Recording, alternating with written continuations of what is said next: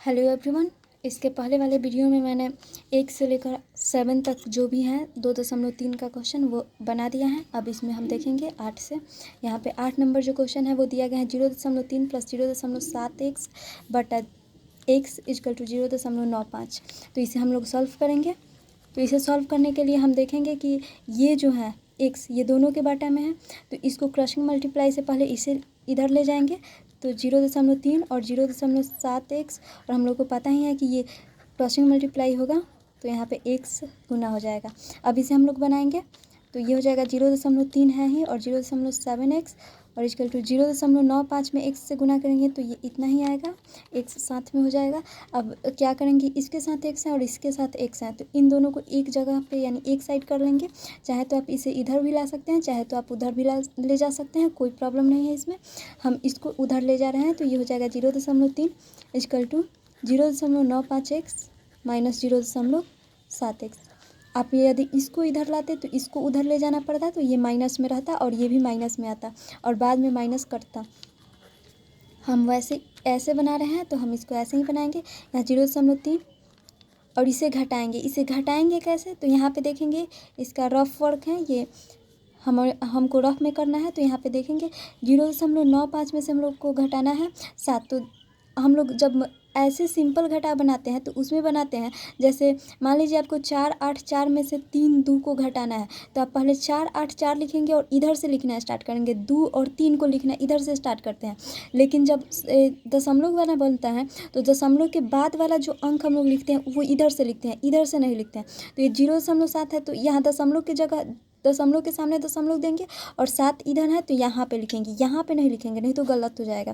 और यहाँ 0 है तो 0 देंगे। यहाँ पे कुछ भी नहीं है तो यहाँ 0 मान करके बनाएंगे हम लोग। तो 5 में से 0 गया तो यहाँ 5 ही होगा और 9 में से 7 गया तो हमारा आएगा 2 और दशमलव का दशमलव रहेगा। तो यहाँ पे देखेंगे कि 0.25 आ गया है तो यहाँ 0.25 लिख लेंगे और x का x। अब देखेंगे x जो है इधर गुना में है, इधर आएगा तो भाग में हो जाएगा। तो 0.3 बाई 0.25 इक्वल टू x। इसको हम लोग क्या करेंगे, सबको जब हम सब समीकरण को उलटते हैं, जैसे कि x को इधर ला देना है और 0.3 को इधर ले करके जाना है, तो इसमें चिन्ह हम लोग नहीं बदलते हैं, क्योंकि यदि चिन्ह बदलेंगे, इसको माइनस में रखेंगे इसको, तो वो कट ही जाएगा, तो इसलिए चिन्ह नहीं बदलते हैं। हम सारे समीकरण को पलट सकते हैं। अगर चाहें तो इसको भी इधर ला सकते थे और टोटल को उधर ले जा सकते थे, उसमें चिन्ह नहीं चेंज होता है, वैसे बन जाता है, क्योंकि वो बाद में कट के उतना ही आता है। अब देखेंगे यहाँ से हम लोग दशमलव को कैसे हटाते हैं। तो दशमलव को हटाने के लिए हम लोग क्या करते हैं, यदि नीचे वाले का दशमलव घटाना है तो ऊपर हम लोग गुना का चिन्ह देंगे और गुना के चिन्ह के साथ जैसे कि 1 पर 1 लिख करके और दशमलव के बाद जितना अंक है, जैसे 1 2 अंक है तो यहाँ 2 0 देंगे। वैसे ही यहाँ से अब दशमलव घट जाएगा। अब ये 25 हम लोग पढ़ेंगे, इसको 0.25 अब हम लोग नहीं पढ़ेंगे, क्योंकि हम लोग 100 दे के दशमलव को हटा दिए। वैसे ही यहाँ से दशमलव घटाना है हम लोग को, तो 1 पे 1 अंक है यहाँ पे तो 1 0 देंगे और इस दशमलव को हटा लेंगे। अब ये हमारा आएगा 3 गुना 100। अब हम लोग इसे 0.3 नहीं पढ़ेंगे, क्योंकि दशमलव हम लोग हटा चुके हैं। और 25 गुना 10 अभी हम लोग कटाएंगे, तो यहाँ से ये कट जाएगा 10 बार में, और ये 5 दूना 10 और 5 25 हो जाएगा। और इसे अब हम लोग गुना कर लेंगे, 3 दूना का 6। आप जैसे कटाना जानते हैं वैसे कटाइए। और ये 5। अब हम लोग इसे दशमलव वाला भाग बनाएंगे, तो वो दशमलव वाला भाग भी सीखेंगे कैसे बनेगा, ये भी रफ में करना है। मैं रफ करके बता रही हूँ ताकि आप लोग को समझ में आए, और दशमलव वाला जो भी कॉन्सेप्ट है वो भी अच्छा से आप लोग समझ लीजिए, क्योंकि 9th में बहुत ज़्यादा इंपॉर्टेंट है ये। तो यहाँ पे हो जाएगा, यहाँ पे 5 एकम 5 होगा और यहाँ पे 1 आएगा घटा के। अब यहाँ दशमलव देंगे और यहाँ 1 0 देंगे और 5 दूना का 10, ये हम लोग का कट गया।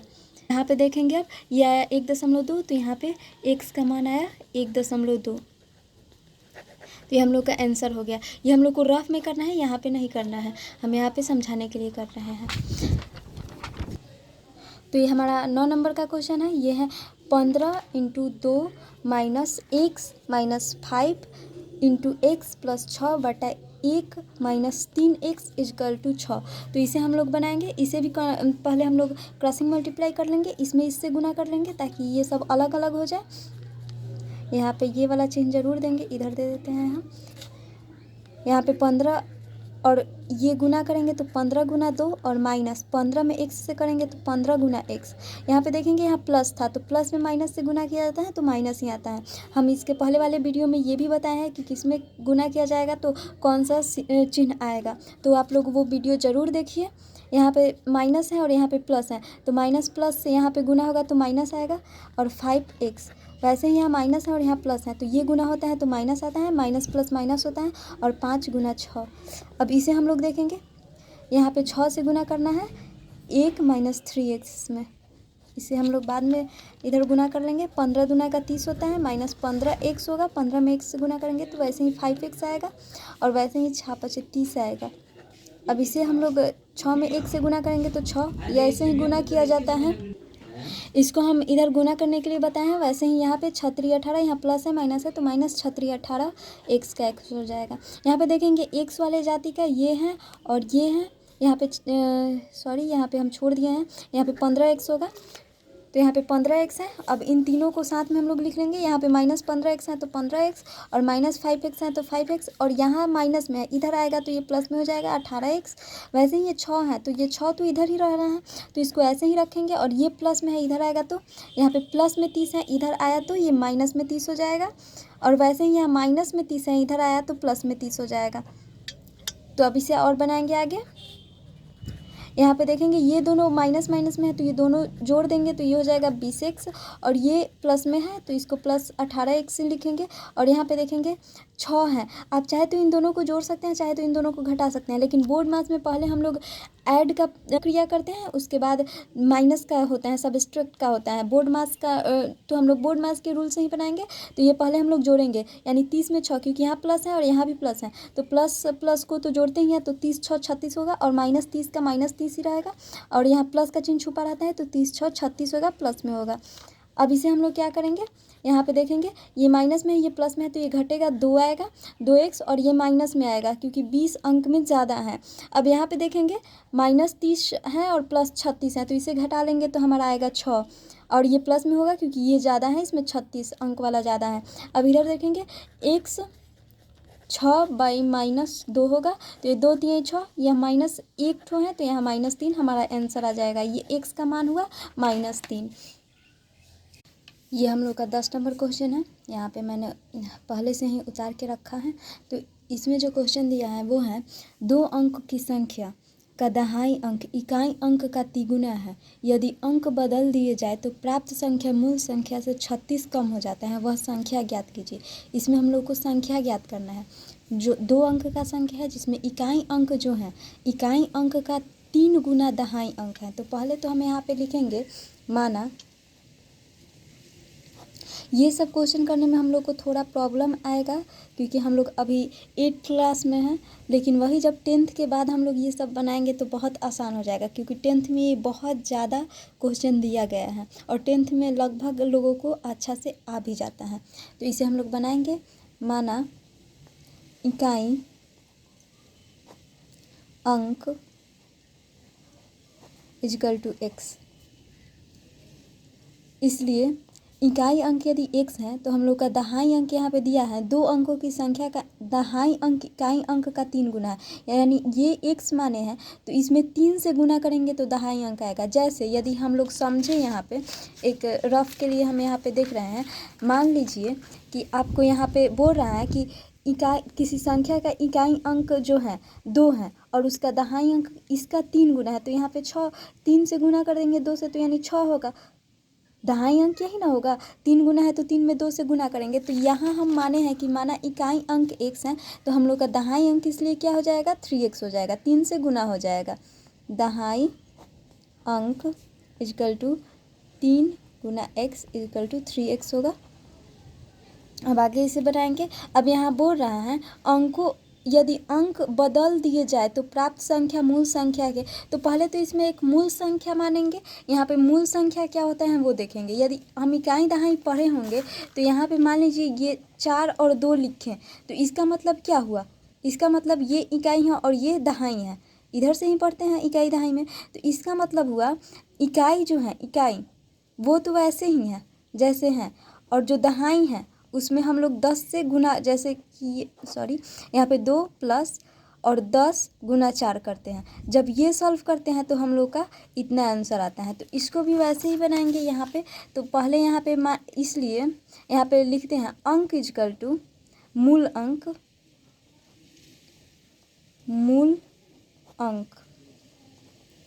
इजकल टू यहाँ पे इकाई अंक x हैं तो प्लस में x लिखेंगे और दहाई अंक 3x हैं तो यहाँ 10 में 3 से 3x से गुना करके लिखेंगे। तो ये गुना होगा तो 30x आएगा और प्लस x।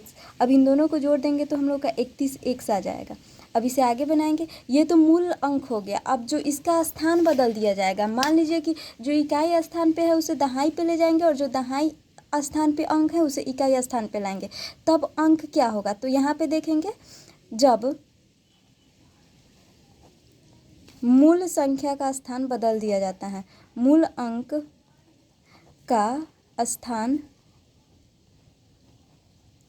बदल दिया जाता है, बदल दिया जाए लिख दीजिए, दिया जाए जाता है बहुत। तो जब स्थान बदलेंगे तो ये जो x है वो यहाँ आ जाएगा और ये इसमें 10 से गुना हो जाएगा। क्यों? क्योंकि ये दहाई अंक पे चला गया है और 3x इसके जोड़ में आ जाएगा। तो इसे जब गुना करेंगे तो आएगा 10x और प्लस 3x, तो ये हमारा आएगा 13x। अब इसे हम लोग बनाएंगे। अब यहाँ कि जो यहाँ पे क्वेश्चन में बोल रहा है अगर स्थान बदल दिए जाए तो जो प्राप्त संख्या है वो मूल संख्या से 36 कम हो जाएगा। यानी कि ये जो संख्या है ये संख्या जो है इससे 36 कम होगा। यानी यहाँ पे लिखेंगे प्रश्न से क्या बोल रहा है, ये संख्या जो है इससे 36 कम है, यानी 31x माइनस 36 है। अब इसे हम लोग सॉल्व कर लेंगे, x का मान निकाल लेंगे। तो यहाँ पे हम देखते हैं आगे, तो 13x है तो 13x का तो 13x ही होगा और ये इसके जाति का है तो ये प्लस में है तो इधर आएगा तो माइनस में होगा 31x और ये 36 का 36 ही रहेगा। इसे हम लोग फिर से देखते हैं। यहाँ पे जो बोल रहा था क्वेश्चन में, वो बोल रहा था कि जो प्राप्त संख्या है यानी मूल अंक का स्थान बदल देने के बाद जो प्राप्त हम लोग को संख्या है वो मूल अंक का 36 कम है। यानी ये जो है इस संख्या से 36 कम है। तो जब इस संख्या में से हम 36 घटा देंगे दोनों बराबर हो जाएंगे। इसका कहने का मतलब ये है, जब दोनों बराबर हो जाएंगे तब हम लोग यहाँ से हम लोग जब ये बराबर हैं, क्वेश्चन में दे ही रहा है कि ये दोनों बराबर हैं, इसका मतलब तो यही हुआ ना, दोनों बराबर हैं। 36 कम है तो 36 हम तो घटा ही दे रहे हैं, तब तो बराबर आना चाहिए। तो बराबर में रख के इसे बना लेंगे और x का मान निकालेंगे। तो यहाँ पे अब हो जाएगा, ये घटाएंगे तो हम लोग का आएगा, यहाँ पे घटा के देखते हैं, ये आएगा, इधर से देखेंगे ये ज़्यादा है और ये कम है तो इधर से घटेगा तो ये हो जाएगा 8 और 1। यहाँ से यहाँ पे 18x लिखेंगे और देखेंगे ये संख्या जो है ये अंक ज़्यादा है तो यहाँ पे इसके साथ माइनस का चिन्ह है तो यहाँ माइनस का चिन्ह देंगे और माइनस में 36 लिखेंगे। अब ये देखेंगे यहाँ पे ये गुना में है, इधर आएगा, ये यहाँ पे गुना में है, इधर आएगा तो भाग में हो जाएगा तो ये हो जाएगा -36। ये बहुत बार हम लोग पढ़े भी हैं, यहाँ दोनों तरफ माइनस है तो ये माइनस माइनस कट जाएगा। 18 दूना 36 होता है। अब चाहे तो 2 के पहाड़ा से भी कटा सकते हैं और 2। इसका आंसर जो आया, सॉरी आंसर अभी नहीं आया, यहाँ पे बोल रहा है कि मूल संख्या वह संख्या ज्ञात कीजिए। संख्या ज्ञात करना है तो वो संख्या क्या था हम लोग का, ये था, यानी ये। तो यहाँ पे लिखेंगे, इसलिए मूल अंक भी लिख सकते हैं, संख्या भी लिख सकते हैं। अंक इजकल टू 31x। तो 31 इधर गुना का चिन्ह छुपा रहता है तो इधर हम लोग 31 में गुना कर लेंगे 2 से, तो ये हम लोग का आएगा 2 एकम 2 और 3 दूना का 6, यानी 62 होगा हम लोग का आंसर। अब हम लोग अपना 11 नंबर का क्वेश्चन देखेंगे। 11 नंबर में बोल रहा है एक नाव धारा की दिशा में एक घाट से दूसरे घाट, यहाँ सॉरी गलत हो गया है, घाट तक जाने में 9 घंटा लगाती हैं। धारा की विपरीत दिशा में यही दूरी 10 घंटे में पूरा करती हैं। यदि धारा की चाल 1 किलोमीटर प्रति घंटा हो तो शांत जल में नाव की चाल एवं दोनों घाटों के बीच की दूरी ज्ञात कीजिए। यहाँ पे हम लोग को 2 चीज़ निकालना है, एक तो शांत जल में नाव की चाल ज्ञात करना है और दूसरा निकालना है दोनों घाट के बीच की दूरी। एक यहाँ से लेके यहाँ तक क्वेश्चन है और एक यहाँ से लेके यहाँ तक है, तो इसे हम लोग सॉल्व करेंगे। यहाँ पे हम लोग मानते हैं यहाँ पे शांत जल में नाव की चाल ज्ञात करना है, तो हम लोग पहले तो मानते हैं इसमें, माना कि शांत जल में नाव की चाल, यहाँ पे लिखते हैं माना शांत जल में नाव की चाल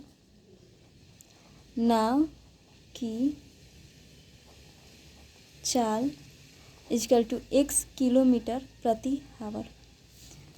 प्रति घंटा, किलोमीटर प्रति घंटा को हम ऐसे भी लिखते हैं क्योंकि किलोमीटर जो होता है वो दूरी का मात्रक होता है और हावर घंटा का मात्रक होता है।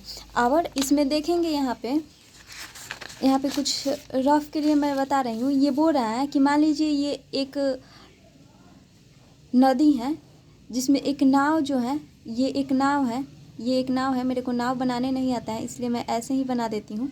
तो यहाँ पे एक नाव है, तो मान लीजिए ये धारा है, ठीक है, ये धारा है। तो मान लीजिए धारा जो है इस दिशा में चल रहा है, धारा इस दिशा में, कभी कभी होता नहीं है हवा इस दिशा में बह रहा है तो धारा भी इसी दिशा में बहने लगे। तो यहाँ पे बोल रहा है एक नाव धारा की दिशा में एक घाट से दूसरे घाट तक जाने में 9 घंटा लगाती हैं, धारा के विपरीत दिशा में। तो यहाँ पे बोल रहा है कि ये जो नाव है इस यहाँ से लेके और यहाँ तक जाने में 9 घंटा लेगी, यहाँ से लेके और यहाँ तक जाने में ये 9 घंटा लेगी। और ये जो धारा का चाल है, यानी जो इसका चाल तो नहीं दिया है, शांत जल में ये नाव का चाल तो दिया ही नहीं है कि कितना है, तो धारा का चाल दिया है कि यदि धारा 1 किलोमीटर प्रति घंटा, यानी 1 घंटा में ये 1 किलोमीटर जा रहा है, धारा 1 घंटा में 1 किलोमीटर जा रहा है और बोल रहा है, तो ये पहले जा रही है 9 घंटा में, लेकिन जब वापस आ रही है, यही नाव जब इधर से वापस आ रही है, इधर से वापस, तो देखिए यहाँ धारा तो इस दिशा में जा रहा है लेकिन नाव आ रही है इस दिशा में। तो जब नाव इस दिशा में आएगी तो उसे तो अपना चाल लगाना ही पड़ेगा, लेकिन जो इस तरफ से आ रहा है पानी उसका भी मतलब सामना करना पड़ेगा क्योंकि ये विपरीत है। जैसे ना जब हम लोग साइकिल चलाते हैं तो मान लीजिए इस तरफ से हम लोग हवा बह रहा है और हम लोग इसी तरफ जा रहे हैं तो हम लोग को साइकिल चलाने में आसानी होती है। लेकिन यदि इस तरफ से हवा चल रहा है और इस तरफ से हम लोग आ रहे हैं तो हम लोग को साइकिल चलाने में ज़्यादा मेहनत लगाना पड़ता है। तो वैसे ही यहाँ पे भी है। तो इसमें जब इस तरफ से इस तरफ जाती हैं तो यही नाव 10 घंटा लगाती हैं, यही दूरी तय करने में ये 10 घंटा लगा देती हैं। तो बोला है कि नाव का चाल ज्ञात करना है और प्लस इन दोनों घाट के बीच का दूरी भी ज्ञात करना है। तो उसके लिए हम लोग तो पहले तो यहाँ पे माना शांत जल में नाव की चाल इक्वल टू x किलोमीटर। अब इसको आगे बनाते हैं। शांत जल में नाव की चाल तो मान लिए, अब हम लोग मानेंगे धारा का चाल यहाँ पे दिया हुआ है, तो यहाँ पे लिख लेते हैं चूँकि लिखेंगे क्योंकि यहाँ पे दिया हुआ है प्रश्न में, इसलिए धारा की चाल, यहाँ पे धारा का चाल दिया है 1 किलोमीटर प्रति घंटा, यानी 1 घंटा में 1 किलोमीटर जा रहा है। इसका मतलब होता है 1 घंटा में 1 किलोमीटर जा रहा है। अब इसे हम लोग आगे बनाएंगे। यहाँ पे लिखेंगे धारा के दिशा में नाव की चाल, दिशा में नाव की चाल। तो यहाँ पे हम अभी समझे, यहाँ पे मैं समझा रही थी कि इस तरफ नाव जा रहा है तो 9 घंटा लगाता है और इसका तो हम लोग x मान लिए, इसका चाल x है और इसका चाल 1 किलोमीटर प्रति घंटा है और इसका चाल x किलोमीटर प्रति घंटा है। तो इस दिशा में जाएगी तो इन दोनों को हम लोग जोड़ लेंगे, वो हो जाएगा हम लोग का क्या, तो वो हो जाएगा धारा के दिशा में नाव की चाल हम लोग ज्ञात कर लेंगे, यानी कि धारा की दिशा में नाव का चाल क्या होगा वो हम लोग को मिल जाएगा। तो यहाँ पे धारा की दिशा में नाव की चाल x + 1 किलोमीटर प्रति हावर होगा और इसे कोष्ठ में बंद कर लेंगे क्योंकि किलोमीटर प्रति हावर दोनों के साथ है। यहाँ पे अब देखेंगे आगे, धारा की दिशा में नाव की चाल तो हो गया। अब धारा की विपरीत दिशा में नाव का चाल क्या होगा, धारा के विपरीत दिशा में नाव की चाल।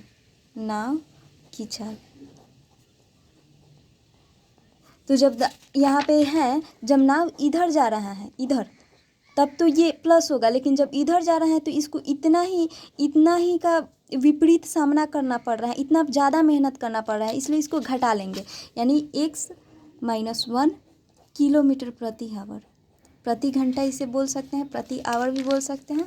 अब आगे इसे बनाएंगे हम लोग।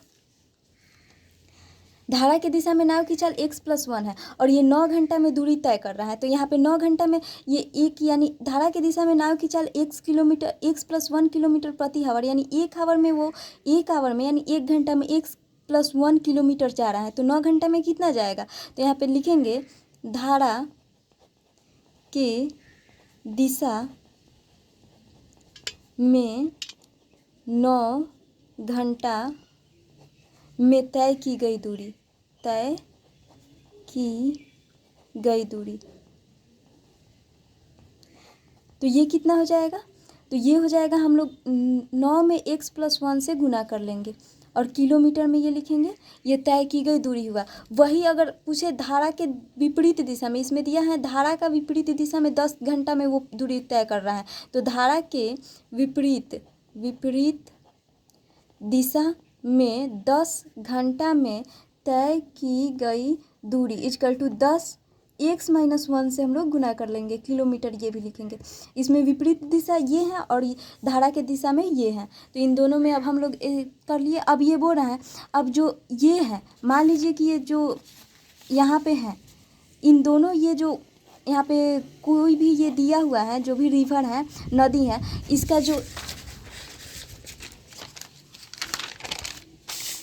इसका जो मान लीजिए ये है डिस्टेंस है, यानी ये दूरी, ये तो नहीं बदलेगा, चाहे इस तरफ से नाव आए चाहे इस तरफ से नाव आए, जितना ये दूरी है उतना ही तय करेगा ना, कि ये बदल जाएगा। ऐसा तो नहीं हो सकता है कि ये बदल जाए।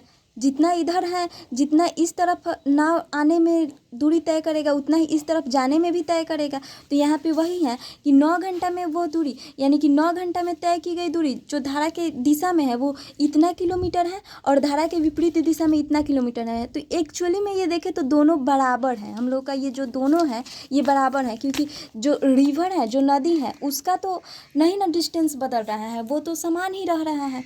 तो यहाँ पे अब देखेंगे घाट का जो डिस्टेंस है वो समान रह रहा है। तो यहाँ पे अब देखेंगे प्रश्न से लिख लेंगे, यहाँ पे चाहे अगेन करके लिख देंगे, ये दोनों बराबर ही हैं। तो यहाँ पे दोनों को बराबर में रख के और हम इसे सॉल्व करेंगे। सॉरी, यहाँ पे क्वेश्चन।